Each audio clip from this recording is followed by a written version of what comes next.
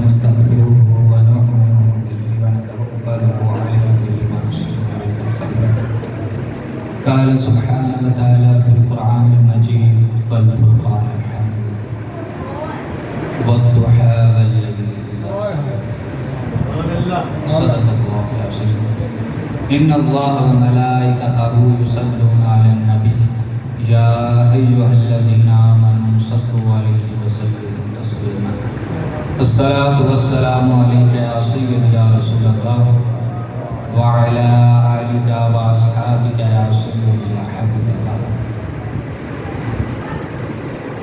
ہے رسول اکرم کی یہ محفل ادب سے دامن بچھا کے بیٹھو، ہے جن کی محفل وہ آ رہے ہیں دنوں کے رستے سجا کے بیٹھے.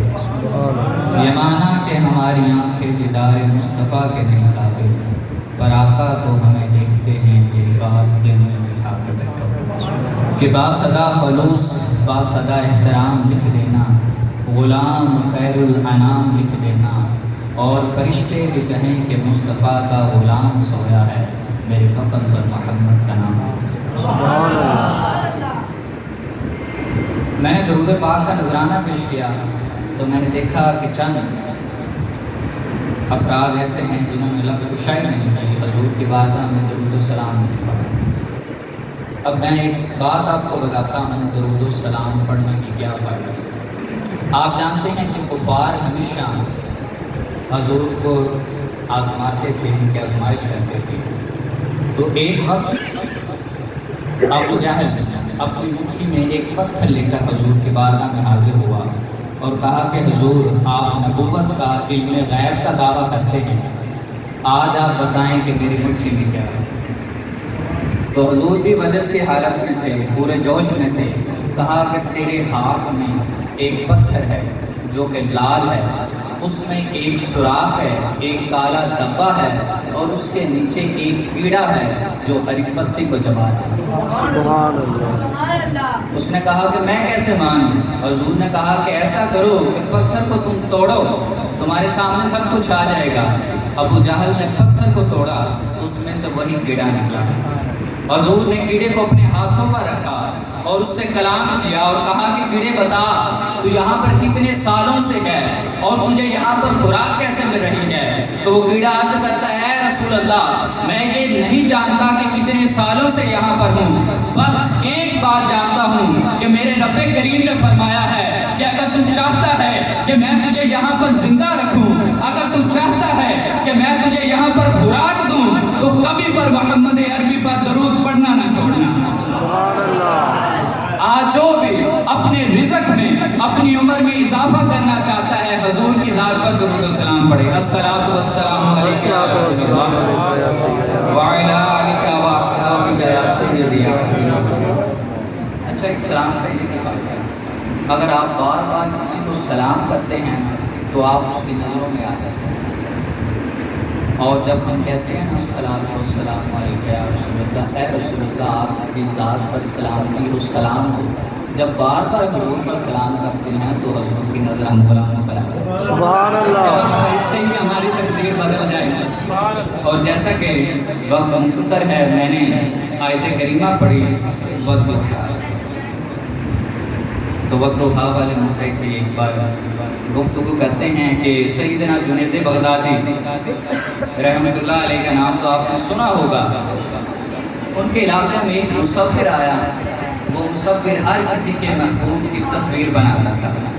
جب آپ کو پتہ چلا تو آپ نے بھی کہا کہ میں اس مصور کے پاس جاتا ہوں اور اپنے محبوب کی تصویر بناتا ہوں.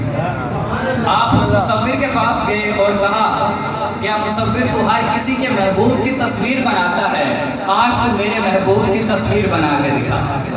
اس مصور نے کہا کہ اللہ کا شکر ہے پوری دنیا مجھے مانتی ہے کہ میں ہر کسی کی تصویر بنا سکتا ہوں، آپ کس محبوب کی بات کرتے ہیں؟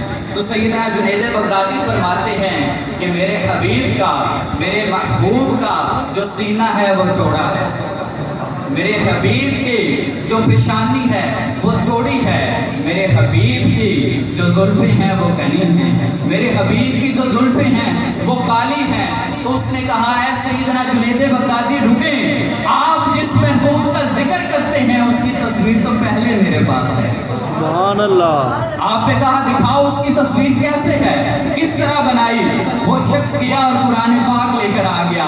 کہا کہ جنید بغدادی، جب کبھی میں نے حضور کے چہرے کی زیارت کرنی ہوتی ہے پڑھتا ہوں والضحیٰ، جب میں نے کبھی حبیب کے زلفوں کی زیارت کرنی ہوتی ہے پڑھتا ہوں واللیل اذا سجا، جب کبھی میں نے حبیب کے سینے کی زیارت کرنی ہوتی ہے پڑھتا ہوں الم نشرح، جب کبھی میں نے اپنے حبیب کے خد و خال کی زیارت کرنی ہوتی ہے پورا قرآن پاک کا مطالعہ کرتا ہوں۔ سبحان اللہ، سبحان اللہ، اللہ اکبر، کیا کہنے، سبحان اللہ، سبحان اللہ۔ کیونکہ چند افراد جب اما عائشہ کے پاس آئے اور کہا کہ اما عائشہ ہمیں حضور کے حسن کے بارے میں بتائیں، تو اما عائشہ فرماتی ہیں شاید تم نے ابھی تک قرآن مجید نہیں پڑھا۔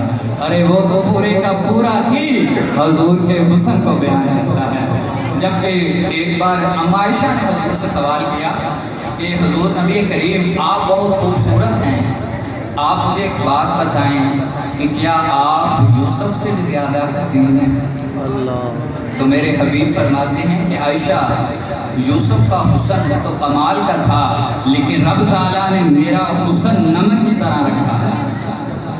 فرمایا میرا حسن نمک کی طرح ہے، میرا حسن ایسا ہے جو ہر کسی کے حسن پر غالب ہے، جب تک میرا حسن نہ ملے یوسف حسن والا بن نہیں سکتا۔ اللہ، کیونکہ رب تعالیٰ نے حسن کے 100 حصے بنائے، اس 100 میں سے 99 حصے علیحدہ کیے، ایک حصہ علیحدہ کیا، اس کے بھی 2 حصے کیے، آدھا حصہ تمام مخلوقات کو دیا اور آدھا حصہ سیدنا یوسف علیہ السلام کو دیا، اور جو باقی 99 حصے بچے وہ اپنے حبیب مصطفیٰ کو عطا کیے۔ سبحان اللہ۔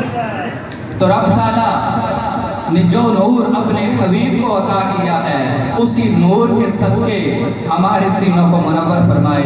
وما علینا الا البلاغ۔ سبحان اللہ۔